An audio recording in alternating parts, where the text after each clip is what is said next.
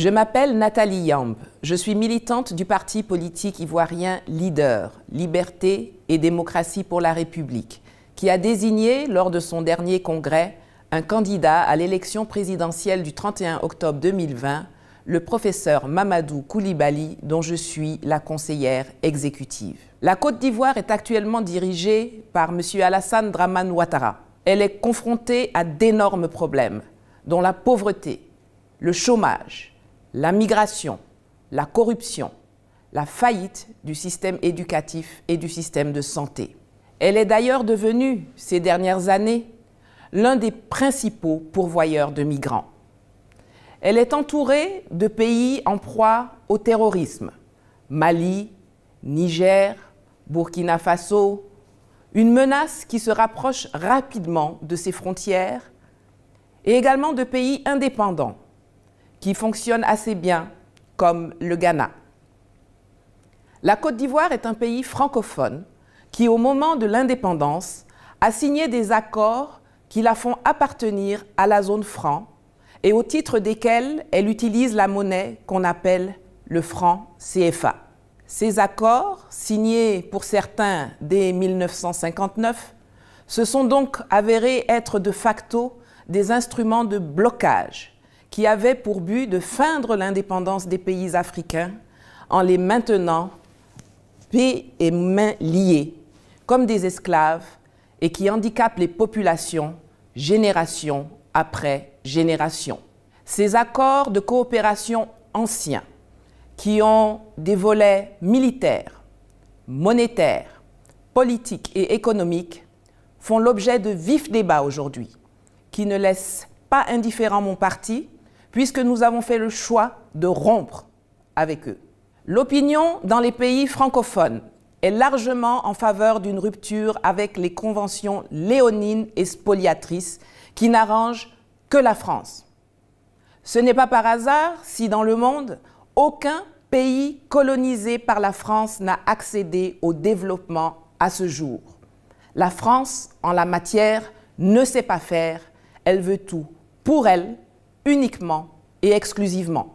Mon parti et son candidat se retrouvent donc dans une position diamétralement opposée à celle de Alassane Dramane Ouattara.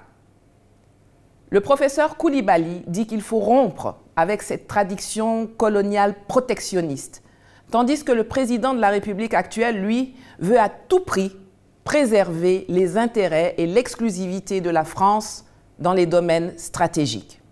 La particularité du franc CFA, au-delà de ses aspects techniques et iniques qui sont aujourd'hui connus, à savoir l'obligation de déposer 50% des devises sur un compte d'opération au Trésor public français, le droit de veto de la France au sein des banques centrales d'Afrique de l'Ouest et du Centre, l'arrimage au franc français, puis à l'euro, l'impression des billets en France, et qu'il sert également d'officine de renseignement pour la France. À travers lui, elle est au courant de tous les projets que la Côte d'Ivoire et les États membres entreprennent avec d'autres partenaires et elle intervient régulièrement pour les faire échouer ou alors tout simplement pour exiger de faire partie du deal.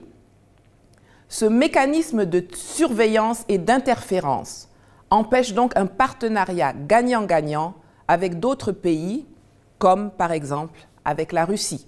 Le président français Emmanuel Macron se montre très agacé par la montée en puissance de ce discours d'indépendance et non anti-français, comme certains se plaisent à le présenter.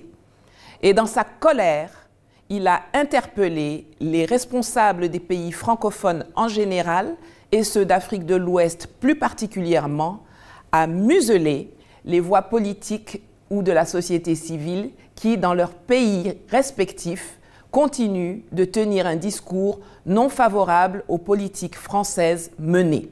Il a également sommé, lors du dernier sommet de l'OTAN, les présidents des pays du G5 Sahel de venir en France le 16 décembre 2019 pour réaffirmer officiellement leur attachement à la présence de l'armée française au Sahel et aux bases militaires françaises en Afrique.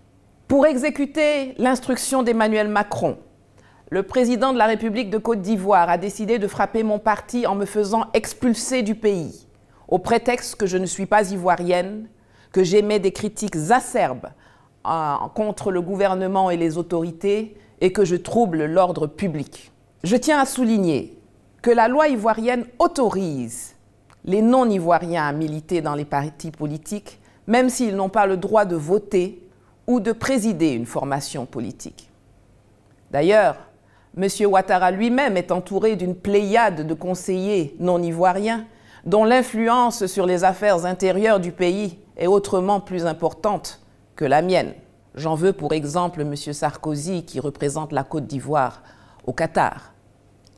Mon parti étant à la pointe de cette contestation que M. Macron veut faire taire, et après le retentissement mondial que ma prise de parole lors du sommet et du forum Russie-Afrique de Sochi a eu, j'ai échappé à une tentative d'enlèvement par la police dans la soirée du vendredi 29 novembre 2019. Je me suis rendue à elle avec mon avocat 48 heures plus tard pour y être détenue pendant 11 heures de temps sans avoir eu le droit de manger. Le 2 décembre 2019, après avoir été illégalement séparée de mon avocat, sans avoir eu l'occasion de prendre mes affaires, sans qu'on ne m'ait remis une copie du procès-verbal d'audition, de l'arrêté d'expulsion ou de sa notification, toutes ces précautions empêchant naturellement un recours juridique, j'ai été mise dans un vol Air France en direction de Zurich, en Suisse, via Paris, comme les esclaves à l'époque. Mais n'en déplaise à messieurs Macron et Ouattara, rien n'a fondamentalement changé pour moi, car même si je ne suis plus à l'intérieur du pays pour battre campagne sur le terrain, je continue et je continuerai à travailler pour leader de là où je me trouve. Par contre, une chose est sûre et certaine, tant que M. Ouattara est président de la République de Côte d'Ivoire, tant que la France assimilera nos aspirations à la pleine souveraineté de nos États, à l'expression d'un sentiment anti-français, je ne pourrai pas rentrer chez moi à Abidjan et ma vie est en danger, même à l'extérieur du pays. La France a montré par le passé son habitude à éliminer ceux qui s'opposent au système de la France-Afrique. L'indépendantiste camerounais Félix Moumié a été pourchassé et assassiné par ses services sur le territoire suisse où j'ai été expulsé. Les persécutions contre les membres de Leader continuent après mon départ. Et le régime d'Abidjan prépare même l'arrestation de notre candidat, le professeur Mamadou Koulibaly, pour des prétextes tout aussi fallacieux et abusifs que ceux qui ont conduit à mon expulsion. Mon parti doit donc se battre pour faire accepter un certain nombre de choses à M. Ouattara, notamment les conditions requises pour la tenue d'élections transparentes et crédibles dans 11 mois. Et il a donc plus que jamais besoin de soutien de la part de toutes les bonnes volontés qui peuvent l'aider à réussir cette lutte de libération qui ouvrira la Côte d'Ivoire au monde et permettra enfin aux populations redevenues propriétaires de leur pays et de leur destin de sortir de la pauvreté et de vivre sereinement dans un environnement sans conflit, moderne et stable. Levez-vous. C'est parce que nous sommes couchés, c'est parce que nous sommes assis qu'ils pensent qu'ils sont forts.